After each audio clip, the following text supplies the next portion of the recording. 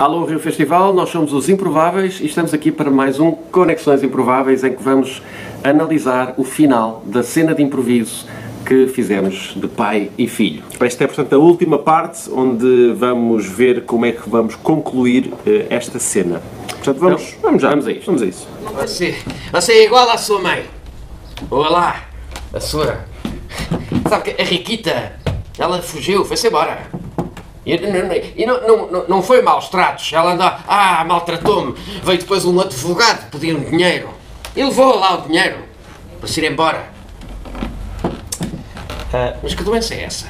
Dr. Marques, já percebi que não sou bem-vindo e que não tem... Eu sei que abusei da sua confiança, peço imensa desculpa, não me deve nada, eu sou o seu filho por acaso, já percebi, foi possivelmente um erro e foi um erro ter vindo aqui, eu agradeço-lhe muito a sua... Mas que doença é essa? Que doença é essa? É uma doença homeopática do sangue. Mas doença rara. Sintomas? Os sintomas neste momento não são nenhuns, mas é uma doença degenerativa. É como... Mas tem a ver tem a ver com agilidade de destreza de mãos? Eventualmente... Termeliques de manhã? Ok, então houve aqui a passagem da tal acusação, porque como tínhamos visto na parte anterior, a personagem do Pedro estava muito acusatória, estava muito agressiva para com a minha personagem, a defender-se. E depois utilizou a carta da mãe. E aqui percebemos um pouco o que é que aconteceu no passado aqui da história da personagem do Pedro. Portanto, tínhamos ali aquela porta entreaberta, que ficou entreaberta e depois deixámos ali a porta e fomos a outros caminhos e agora veio a oportunidade para voltar à mãe e explicar aquilo que ainda não se sabia sobre a mãe. O nome, portanto, chama-se Riquita e...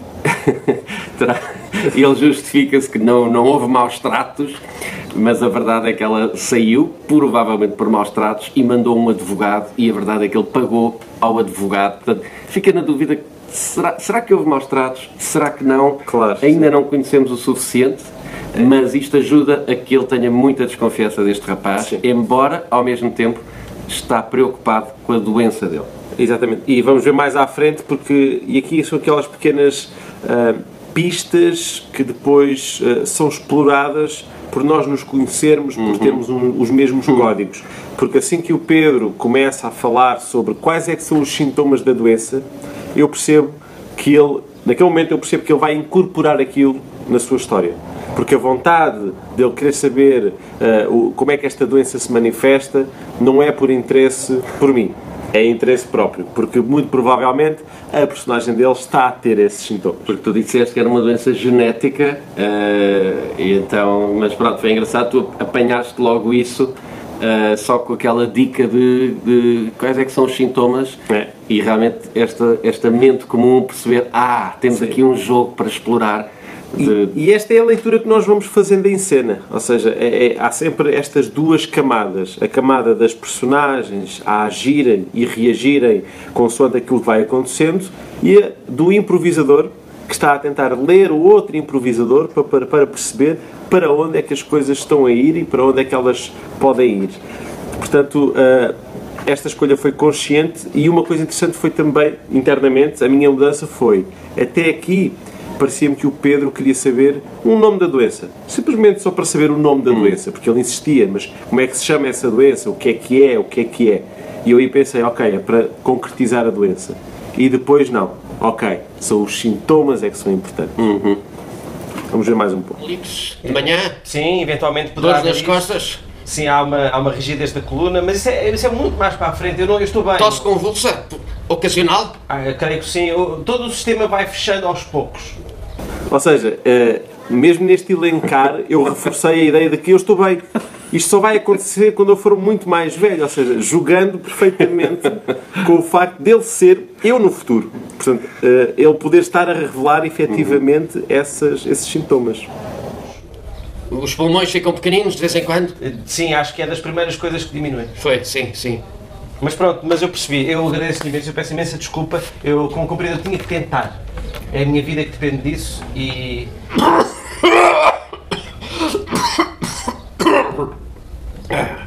Bom, Rapaz, foi um prazer então. Boa sorte para a sua doença e cumprimentos à sua mãe, se a vir. Ela ainda é viva? É. Cumprimentos.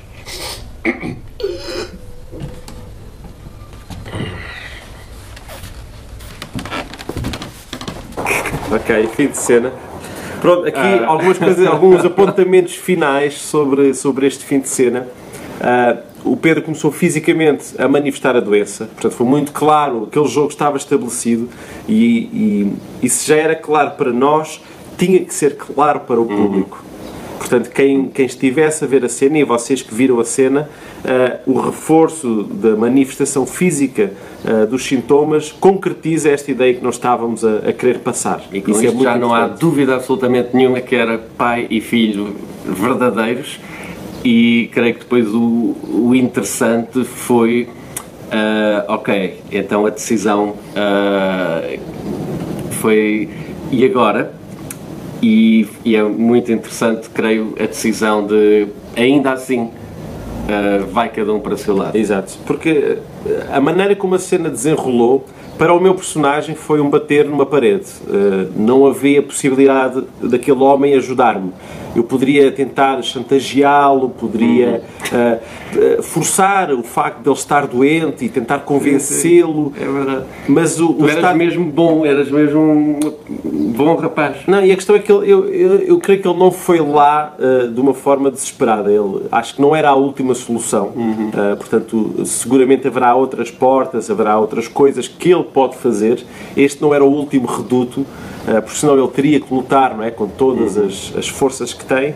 Mas assim, este também foi o primeiro encontro, não é? E é aqui que abrimos então a porta para o que é que poderiam ser as cenas seguintes. Temos muito por onde explorar. Podemos fazer flashbacks, podemos ir ver como é que foi efetivamente a história deste homem com a Riquita. Claramente está a pedir ali, ou quando ele chega à casa, vamos conhecer a Riquita, e será que ela tem interesse em saber como é que correu o encontro? Será que não está nem aí? Temos como é que ficou o homem sozinho, será que vamos descobrir? Será que tem família? Será que não? Será que vai correr ao médico? Eu diria que era quase inevitável, eu diria que este homem mais tarde iria visitá-lo, iria ter com ele. Sim. Um arco da história poderia ser, eles poderiam ter ficado efetivamente separados, tendo feito o seu percurso, e depois no final revelar-se que precisariam um do outro para sobreviverem, por exemplo. A solução poderia estar aí. Portanto, há aqui muito sumo, muitas coisas que podem acontecer. E a nível de, o curioso, do improviso, que é maravilhoso, isto é como um bocado como estamos numa boa cena de teatro, quando é bem escrita, por baixo daquilo que as personagens dizem está a acontecer muita coisa, e vamos descobrindo a riqueza delas por baixo daquilo que elas dizem.